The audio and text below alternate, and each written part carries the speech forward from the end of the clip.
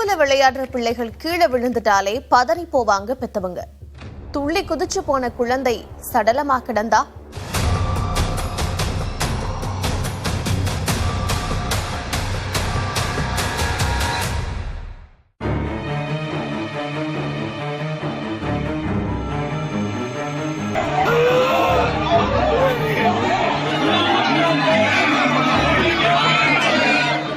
நடந்துக்குது. அதே மாதிரி குழந்தை கடத்தல இவ்வளவு வந்து என்னதான் ஆக்ஷன் எடுக்கிறாங்க.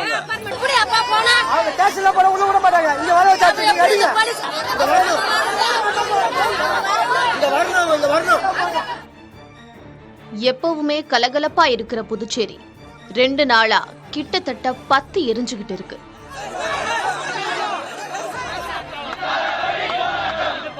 வீதியில மட்டுமில்ல, கடல்லையும் இறங்கி போராடிக்கிட்டு இருக்காங்க ஜனங்க.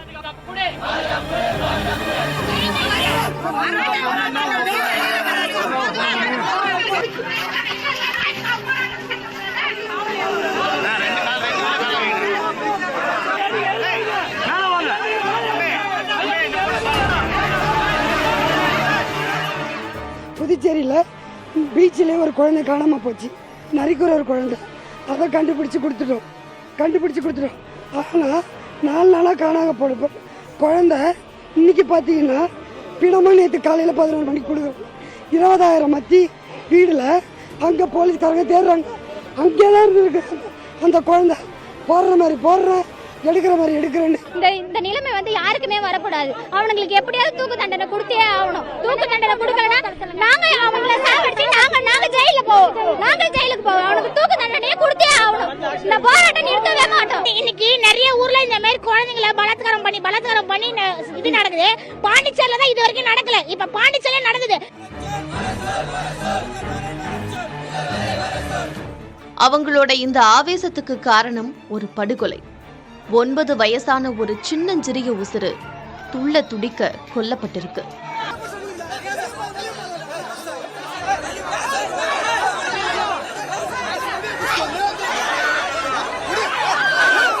புதுச்சேரியில ஜனங்களுக்கும் போலீஸுக்கும் கடுமையான தள்ளுமுள்ளு நடந்துச்சு.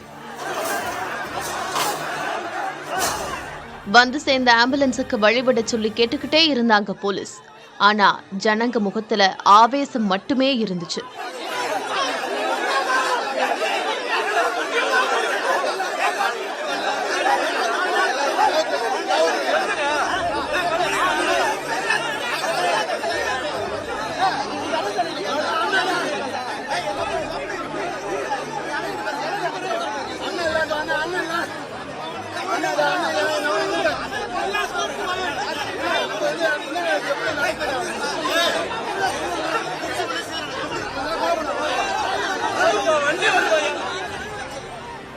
வந்து சேர்ந்த ஆம்புலன்ஸ்ல இருந்து இறக்கின ஸ்ட்ரெச்சரை கால்வாய் கிட்ட கொண்டு போனாங்க. துணியை சுத்தி மூட்டை கட்டி போட்டிருந்த அந்த குழந்தையோட பாடியை எடுத்துட்டு போனாங்க. சின்ன பிள்ளைன்னு கூட பார்க்காம இந்த கொடுமையை செஞ்சவங்களை அடிச்சு கொல்லணும்னு ஒரு பக்கம் ஆவேசம் காட்டுனாங்க பப்ளிக். இன்னொரு பக்கம் நீதி கேட்டு கதறி அழுதாங்க.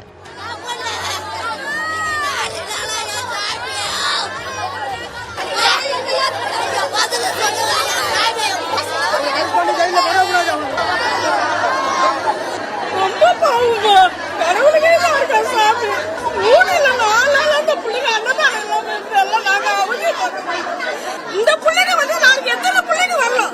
எனக்கு 2 பொம்பளை பிள்ளை இருக்குது. பொம்பளை பிள்ளைங்க எப்படி வளர்க்கறது?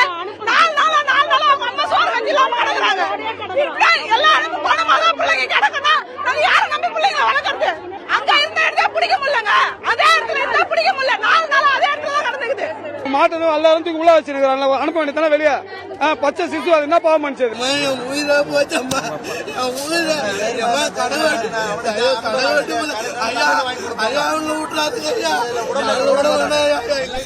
9 வயசு குழந்தைக்கு நேர்ந்த இந்த கொடுமை கொடூரம் எப்படி நடந்தது?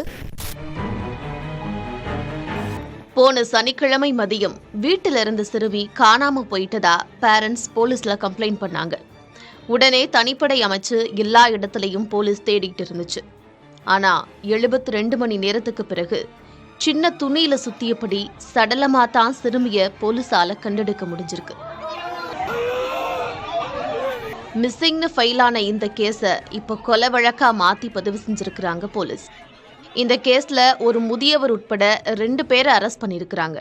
இன்னும் சிலரையும் சந்தேகத்தின் பேர்ல பிடிச்சு ரகசிய இடத்துல வச்சு விசாரிச்சுக்கிட்டு இருக்காங்க.